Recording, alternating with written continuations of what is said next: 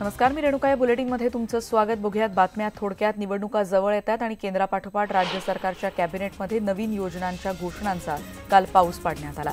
OBC समाजासाठी 700 कोटींच्या योजनांचा प्रस्ताव मंजूर करण्यात आला. पहिल्यांदाच वडार आणि रामोशी समाजासाठी विशेष पॅकेज मंजूर करण्यात आलं. दुष्काळी भागातल्या तरुणांसाठी एसटीची 4416 चालक आणि वाहक पदाची जाहिरात प्रसिद्ध करण्यात आली.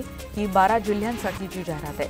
मराठा समाजाच्या 16% आणि आर्थिक मागास सवर्णांना 10% आरक्षण या पदांसाठी लागू होईल. नाशिकच्या कळवण तालुक्यामध्ये बिबट्यानं शेतकऱ्यावर हल्ला केलाय, ज्यात शेतकरी गंभीर जखमी झालाय. पोलीस कर्मचाऱ्यालाही या दुखापत झाली. नागपूरमधली बातमी आहे. पोलीस ठाण्याच्या हद्दीत एका घरात 2 ज्येष्ठ नागरिकांचे मृतदेह सापडलेत आणि त्यामुळे एकच खळबळ उडालेली आहे. वृद्धापकाळामुळे त्यांचा मृत्यू झाल्याचा अंदाज पोलिसांनी वर्तवला आहे. परळी शहरामध्ये शिवाजीनगर भागात राहणाऱ्या मनीषा घुगे या महिलेनं संक्रांतीच्या आदल्या रात्री गळफास घेऊन आत्महत्या केल्याची बातमी कळतेय. सासरच्या 5 जणांविरोधात गुन्हा दाखल करण्यात आलाय. दोघांना अटक करण्यात आली आहे. माळशिरस तालुक्यातल्या पिलीवीतल्या ग्रामपंचायतीच्या वतीनं स्वच्छतागृह बांधण्यात आलं, पण नेमकं याच ठिकाणी मोठ्या प्रमाणात कचरा साचलाय. त्यामुळे स्वच्छतागृह म्हणायचं का कचरा कुंडी असा प्रश्न इथे निर्माण झालाय.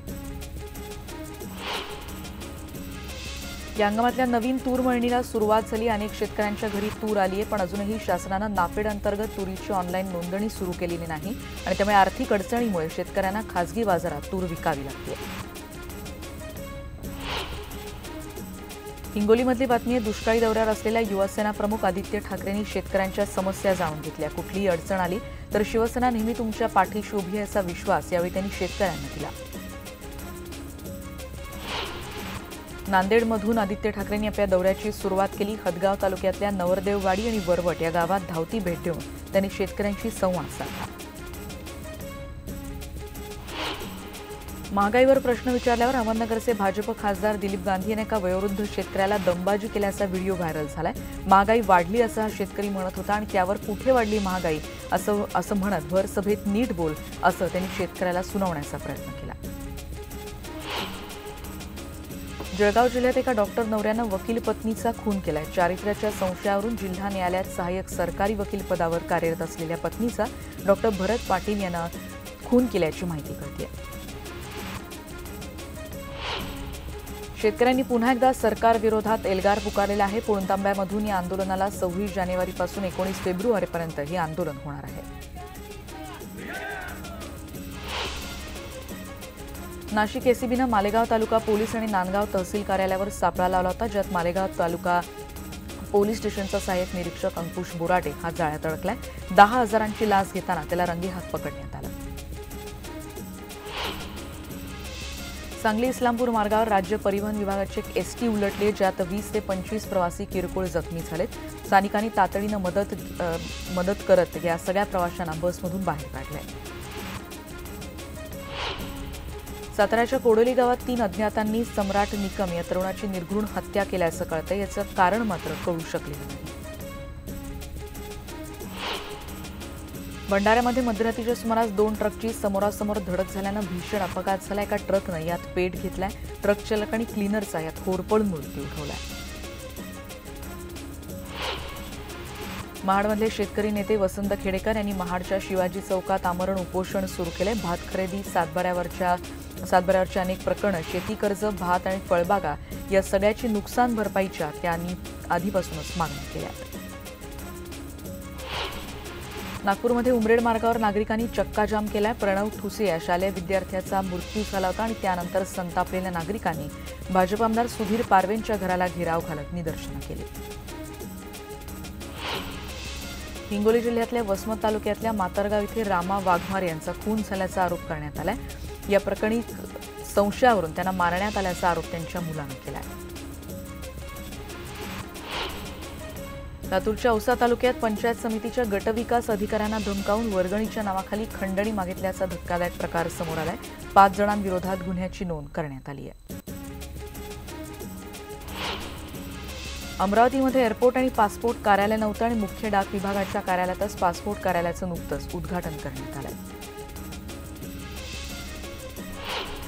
मनमाड शहरात आरपीआयनं पालिकेसमोर बेमुदत धरणं आंदोलन सुरू केलंय. मागासवर्गीयांसाठी रमाई घरकुल योजना लालफितीत अडकल्याचा आरपीआयचा आरोप आहे आणि योजना तातडीनं मंजूर झाली नाही तर तीव्र आंदोलन छेडण्यात येईल असा इशारा आरपीआयनं दिलाय. नाशिक मध्यवर्ती कारागृहात जन्मठेपेची शिक्षा भोगत असलेला नगरचा माजी महापौर संदीप कोतकरला सोमवारी केडगाव दुहेरी हत्याकांडाच्या गुन्ह्यात वर्ग करण्यात आला. अशोक लांडे खून प्रकरणात कोतकर शिक्षा भोगतोय. भारिप बहुजन महासंघ आणि एमआयएमच्या वतीनं स्थापन करण्यात आलेल्या वंचित आघाडीची अमरावतीत 20 जानेवारीला सभा होणार आहे, ज्यात बाळासाहेब आंबेडकर आणि असादुद्दीन ओवैसींची भाषणं घेणार आहेत. वाशिममध्ये मशण्या ऊद या दुर्मिळ प्राण्याच्या विहिरीतून त्याला वाचवण्यात आलाय. हा प्राणी वाशिम जिल्ह्यातल्या मेडशी इथे विहिरीत आढळला होता. वर्ध्यामध्ये मांडूळ सापाची तस्करी करणाऱ्या 5 जणांना अटक करण्यात आली आहे. वर्धा वन विभागानं ही कारवाई केली आहे. 14 लाखांचा सापांचा सौदा झाला होता. यातला मुख्य आरोपी मात्र अजूनही फरार आहे. डिजिटल इंडियाचं स्वप्न पाहणाऱ्या शासनाला ग्रामीण भागातल्या रस्त्यांचा विसर पडला. लातूर जिल्ह्यातल्या शिरूर अंतरपाळ तालुक्यात बिब्राळ ते अजिनी या गावांना जोडणाऱ्या पाणंद रस्त्याची दुरावस्था झाली आहे. शेतकऱ्यांना अडचणींना सामोरं जावं लागतंय. दापोली तालुक्यातल्या वेव्या गावातमध्ये 10 कोटींच्या विकास कामांचं भूमिपूजन रामदास कदम यांच्या हस्ते पार पडलं. जालगाव, मुरुड, पोयनार या गावांमध्ये तलाव सुशोभीकरणाची कामं आता केली जाणार आहेत. अकलूजमध्ये एक महानाट्य सादर केलं जाणार आहे, ज्यात शिवरायांची भूमिका शंतनू मोघे आणि पुतळाबाईंची भूमिका करणाऱ्या पल्लवी वैद्य या नाटकात काम करणार आहेत.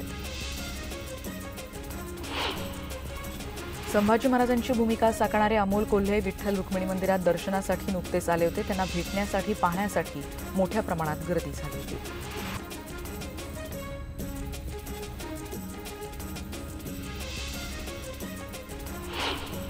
मकर संक्रांतीच्या निमित्तानं विठ्ठल रुक्मिणी मंदिर समितीच्या वतीनं विठू रखुमाईचा गाभारा पूर्ण फुलांनी सजवण्यात आला.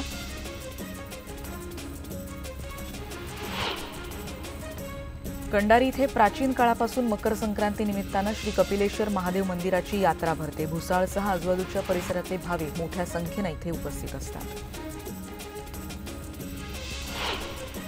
मकर संक्रांत देशभरात मोठ्या उत्साहात साजरी केली जाते. पौष महिन्यात येणारा हा सण म्हणजे शेतकऱ्यांसाठी महत्त्वाचा मानला जातो. रामकुंड या कुंभस्थानी भाविकांची आणि महिलांची मोठ्या संख्येनं गर्दी होते. भुसावळमधली बातमी आहे. कंडार इथे प्राचीन काळापासून या मंदिरामध्ये भाविकांची गर्दी होत असते. मोफत पतंग वाटप कार्यक्रमाचं आयोजन देखील नुकतंच भुसावळमध्ये करण्यात आलं होतं. 2500 पतंग यावेळी वाटण्यात आले. पतंग उडवण्याचा आनंद अनेकांनी यावेळी घेतला.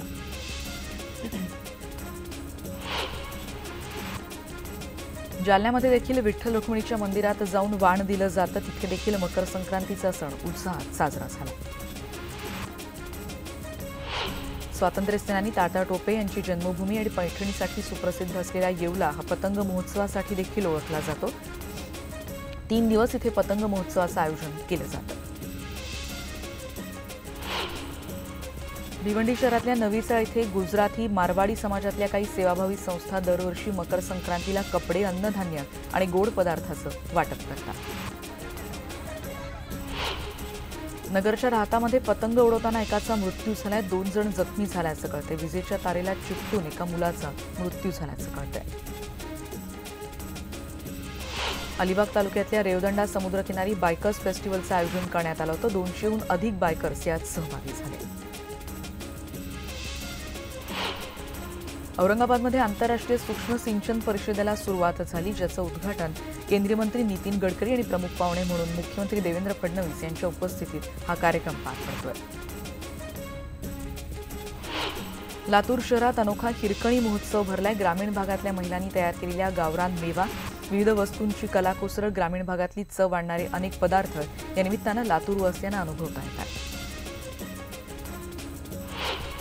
ग्रामीण भागातल्या शेतकऱ्यांचं आर्थिक उत्पन्न वाढवण्याच्या उद्देशानं पशुसंवर्धन विभागाच्या माध्यमातून परसातील तरंगा गट वाटप योजनेअंतर्गत 17 लाभार्थ्यांना 476 कोंबड्यांचं वाटप वाशिममध्ये करण्यात आलं. नंदुरबारमध्ये देशातल्या सेंद्रिय उत्पादनांना वाढती मागणी लक्षात घेत देशी बियाण्यांची मागणी देखील आपोआपच वाढणार असल्याचा विश्वास केंद्रीय कृषी राज्यमंत्र्यांनी व्यक्त केला आहे. काँग्रेसचे ज्येष्ठ नेते शिवाजी देशमुख यांना अखेरचा निरोप काल देण्यात आला. सांगलीच्या कोकरोड इथे शासकीय इतमामात त्यांच्यावर अंत्यसंस्कार करण्यात आले.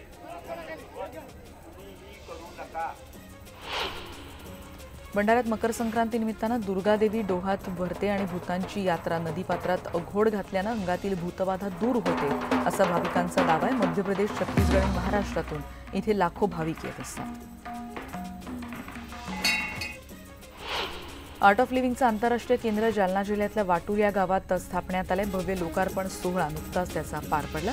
ऐतिहासिक नैसर्गिक कृषी प्रदर्शनाचं देखील इथे आयोजन करण्यात आलं होतं.